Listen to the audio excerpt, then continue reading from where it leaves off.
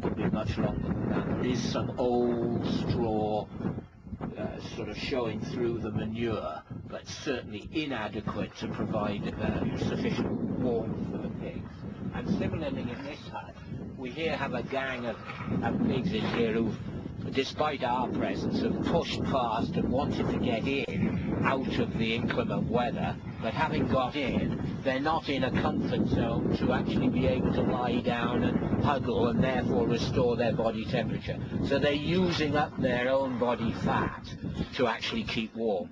And having done that, they're left in a very inadequate body condition, with some of these pigs with their backbones showing and probably condition score 1, if not less.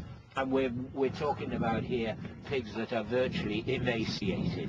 And if I just move them out, you'll be able to see what we mean by some of these pigs, and they'll go straight into the other hut because they want to keep out of the inclement weather. But this poor little guy there, and some of the others, very obviously humped back, very depressed and down, and that's an illustration of a pig that's actually not being adequately looked after and is suffering in terms of the code of welfare for pigs. Some of the others,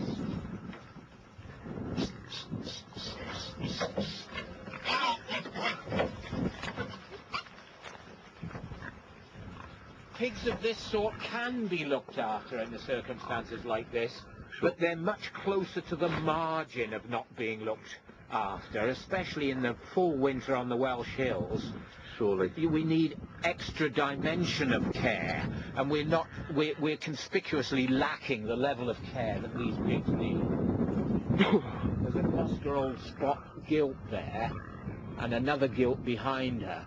And those are probably outside, looking at them outside, if they had a dry place to lie with adequate bedding, and they had ready access to food and water, or food at least once a day in adequate quantities of the right type, then one wouldn't necessarily be in a position to criticize them. But clearly in a situation like this, that's not what we're dealing with. We're dealing with pigs that are not receiving adequate care. Surely. So your view would be